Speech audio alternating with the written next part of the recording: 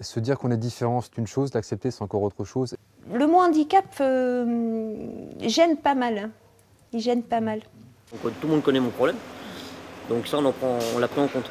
Au bout d'un moment, j'ai dû commencer des dialyses 3 fois par semaine. Je voulais croire qu'il y aurait une solution et que je referais autre chose. Du jour au lendemain, se dire on est handicapé, dans la tête ça fait travailler énormément. Qu'est-ce que je vais faire? Qu'est-ce que je vais devenir? Je suis handicapé, on ne va plus vouloir de moi dans les sociétés.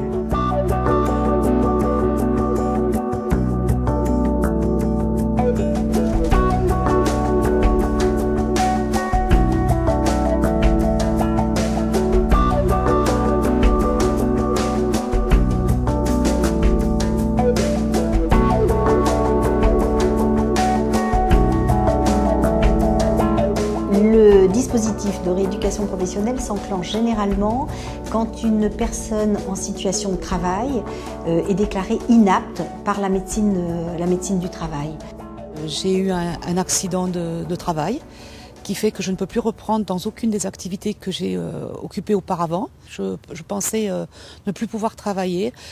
Et puis, ou alors, enfin, dans quoi? Je me souviens du moment où la médecine du travail m'a déclarée inapte.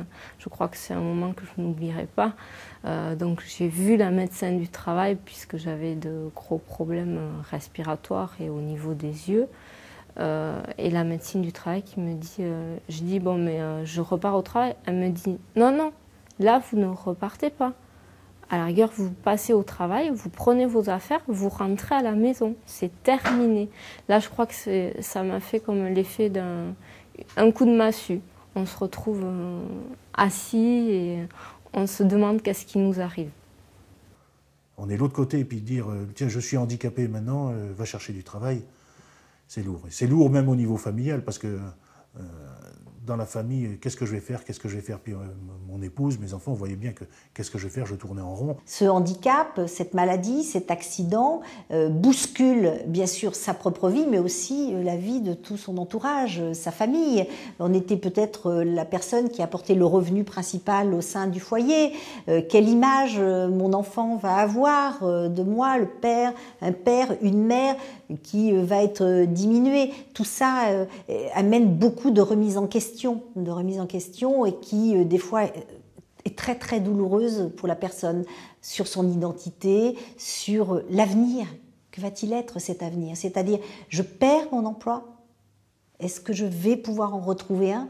Et en plus d'être demandeur d'emploi, je suis quelqu'un qui ne va plus pouvoir exercer le métier pour lequel j'ai été formée, pour lequel j'ai une expérience professionnelle.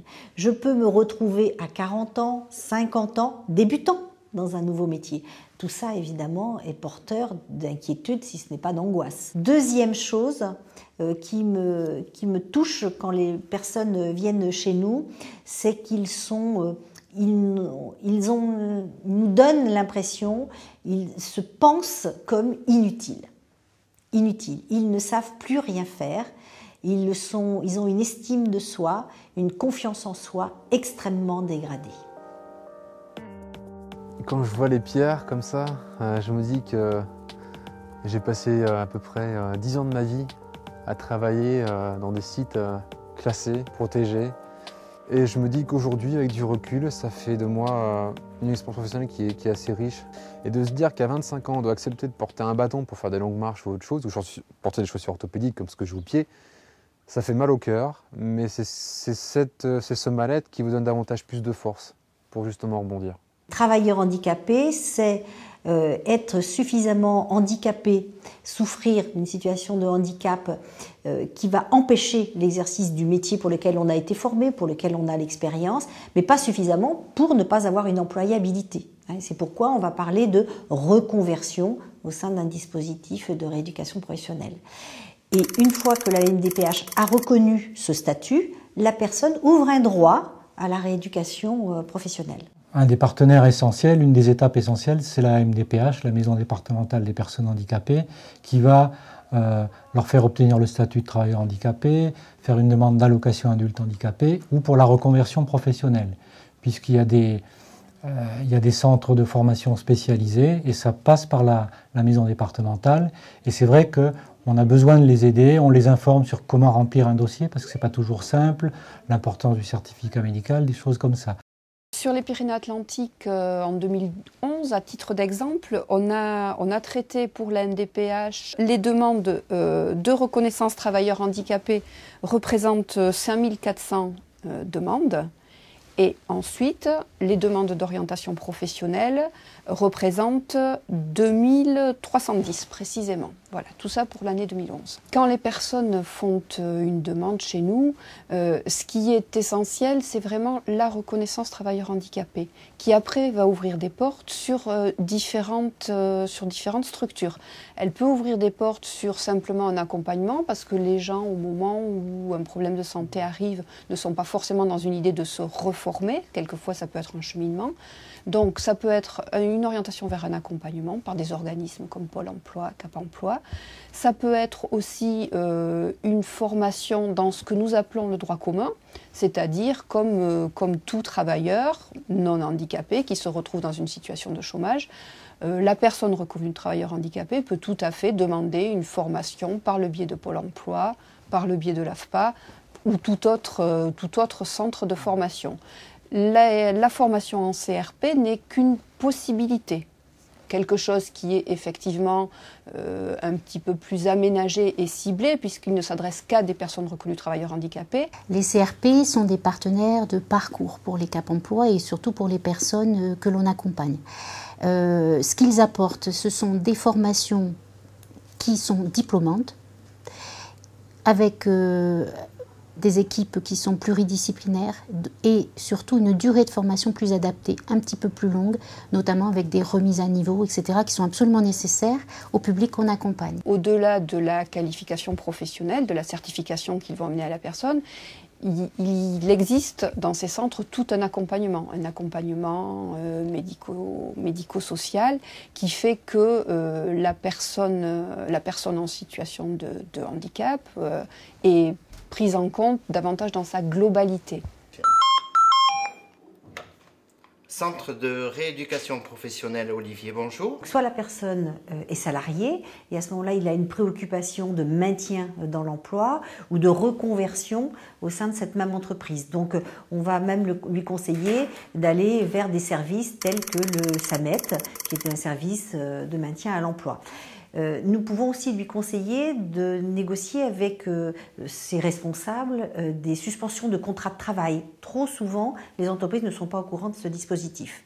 Parmi les demandeurs d'emploi qui ont été licenciés pour raison d'inaptitude, une catégorie de personnes qui sont celles qui ont souffert d'un traumatisme crânien ou d'un AVC, d'un accident vasculaire cérébral, et qui peuvent être dirigées vers des unités que l'on appelle des unités d'évaluation, de reclassement et d'orientation sociale, UEROS, qui sont spécialisées pour permettre à ces personnes d'élaborer un projet professionnel en adéquation avec leur potentiel.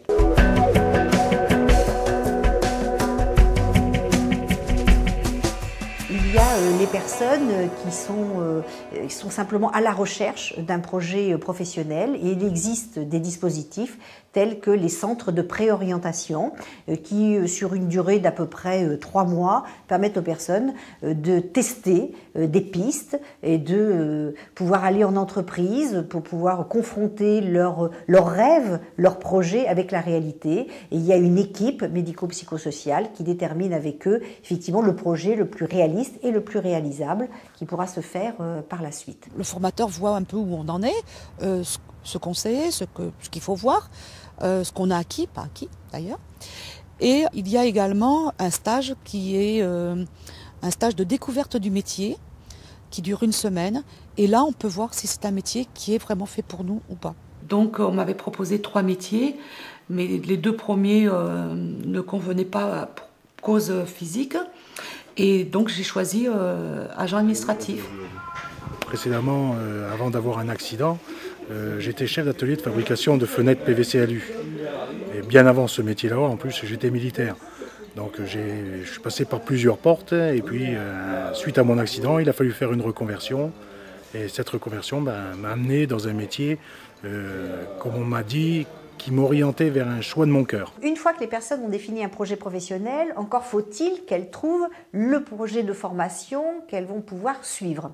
Les formations sont réparties sur toute la France. Il y en a un certain nombre, elles sont diverses et variées. Il y en a dans l'horticulture, dans le service à la personne, dans les arts graphiques, dans tout ce qui est lié à l'administratif bien sûr, dans le bâtiment, dans l'électricité, dans tout ce qui va être, on voit aussi des formations spécifiques pour l'animalerie, la vente. Enfin vous voyez, il y a un certain nombre de possibilités que les gens peuvent retrouver d'ailleurs sur des sites internet tels que celui de la Fagère où il y a un annuaire qui présente l'ensemble des formations mises à disposition. L'entrée en formation, c'est quelque chose qu'on attend, oui, impatiemment. Enfin, pour ma part, c'était le cas parce qu'entre-temps, ce sont des petits boulots ou tout simplement du chômage aussi. Mais bon, quand on a envie de passer à autre chose, on attend la formation avec impatience. On n'a pas le choix. On sait pertinemment que quand on a un accident, si on veut reprendre le travail, vu ce qu'on nous demande aujourd'hui, il faut refaire une formation.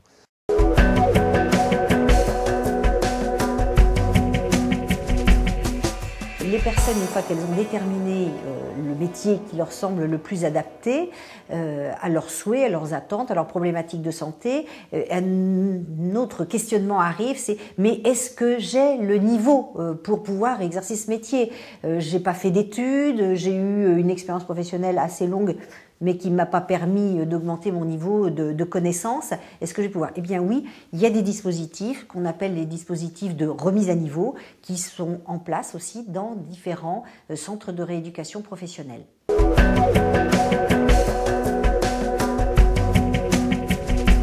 Avant certaines formations qualifiantes, il est possible de bénéficier d'une formation préparatoire qui permet aux personnes qui n'ont pas forcément les prérequis, si je prends un exemple, la comptabilité, qui n'ont pas les prérequis, qui ne connaissent pas encore l'informatique parce que leur métier, chauffeur poids lourd, fleuriste, ne leur a pas permis cet accès-là. Eh bien là, ils peuvent bénéficier aussi de ce qu'on appelle des formations préparatoires qui viennent juste avant les formations qualifiantes.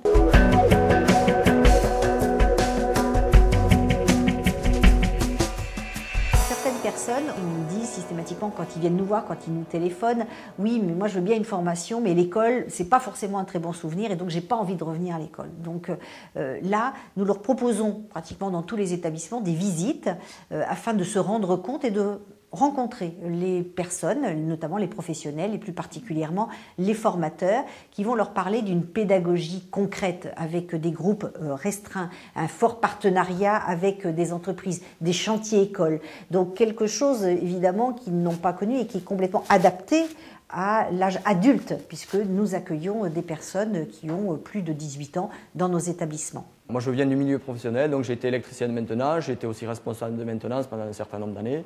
Et tous les formateurs qui dispensent ces formations sont des anciens professionnels et qui connaissent bien le métier et qui ont gardé un lien avec le milieu professionnel aussi. Alors moi, ce que je cherche à faire au niveau de la formation, c'est au-delà des compétences et des connaissances techniques qui vont acquérir tout au long de la formation, c'est acquérir un comportement qui va leur permettre de s'adapter vraiment au milieu professionnel en sortie de formation. C'est la reconversion, c'est un moyen pour aller vers un métier. Donc après, tu as les borniers, l'électrovanne, c'est bon. Donc Sébastien travaille actuellement sur un logiciel professionnel, les mêmes qu'il rencontrera en entreprise. Je suis moi-même un professionnel puisque j'ai exercé ce métier pendant 10 ans. Donc je sais ce dont il a besoin et c'est le message que j'essaie de faire passer. Donc ce lien avec l'entreprise est pour nous très important. On crée des partenariats qui passent par plusieurs phases, qui peuvent avoir plusieurs facettes, notamment les stages d'entreprise pour nos stagiaires. On initie également des chantiers pédagogiques. Donc on travaille avec des bureaux d'études pour mettre des schémas à jour. Et là, on peut comme ça recréer les contraintes clients-entreprises qu'on ne peut pas toujours recréer en formation.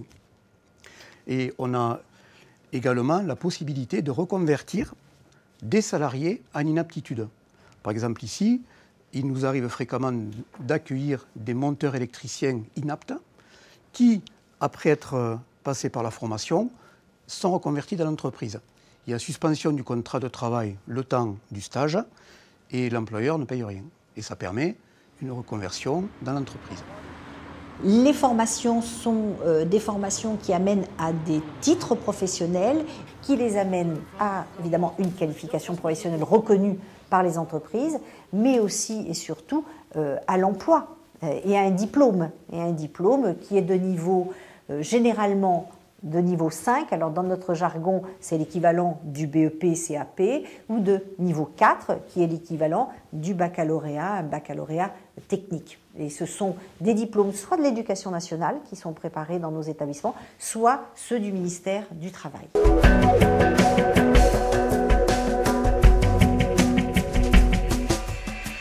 Les personnes, une fois qu'elles sont un petit peu rassurées sur les niveaux scolaires qu'elles vont pouvoir augmenter, disent oui, mais est-ce que ma santé va pouvoir me permettre de pouvoir suivre une formation, exercer tel métier? Est-ce que ma situation sociale va me permettre de pouvoir aller dans n'importe quel CRP en France? Parce qu'il n'y a pas forcément toutes les formations à côté de chez nous. Et à ce moment-là, on les renseigne sur les équipes médico-psychosociales que nous avons dans nos établissements, donc sur le plan médical, plan social, des psychologues, des spécialistes, certaines fois, des conseillers, par rapport à tout ce qui peut être l'insertion. Et puis enfin, on leur explique que dans nos établissements, nous avons l'avantage de pouvoir proposer un hébergement et une restauration, et des fois d'autres services qui sont des animations. Et comme ça, ça permet aux personnes de pouvoir imaginer une vie dite tout à fait normale et sans avoir d'augmentation de frais supplémentaires. Et l'éloignement géographique peut donc être pensé. On peut dépasser les problématiques de santé ou sociales que l'on vit actuellement. Ils sont là tous pour nous alléger à tous les niveaux et pour qu'on se consacre vraiment pleinement à la formation. Ouais, non, ils sont vraiment très sympas parce qu'ils font tout pour nous aider en fait, et puis ils font ça avec le sourire. Donc depuis que je commence à dialyser, il faut que 3 fois par semaine j'aille dans un centre de dialyse. Tous les cas, ils nous aident pour s'en sortir au mieux et pour passer le moins de temps à régler ces problèmes-là et à s'occuper le plus possible de la formation qu'on est en train de faire.